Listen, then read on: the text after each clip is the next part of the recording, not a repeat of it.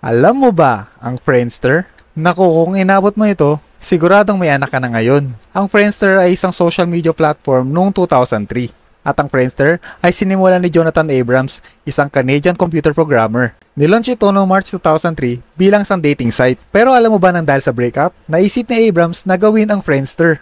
Ang Friendster ay isang social media site para magkakilala ang mga tao gamit ang kanilang circle of friends. Mabilis itong sumikat, lalo na sa Pilipinas. Salamat sa isang Filipino-American na si Carmen Lailani de Jesus. Mula roon, kumalat na ito sa buong bansa. Sikat na sikat ito noon, lalong-lalo na sa testimonials. At pwede mo ring ayusin ang iyong profile na may music at makukulay na background. Despite of its initial success, ang Friendster ay hindi nakasabay sa mabilis na pag-evolve ng social media. At dahan-dahan na nga bumagsak ang Friendster. By 2011, nag-try mag-rebrand ang Friendster into gaming platform. Pero hindi ito naging successful. Kaya noong 2015, tuloy na sinara ang Friendster. Ang tagumpay at pagkabigo ng Friendster ay nagturo ng mahalagang lesson sa social media. Ikaw, naaalala mo pa ba ang Friendster mo? At anong background music ang ginagamit mo? Share mo naman dyan sa comment section. Sana po ay may natutunan kayo sa bidyong ito.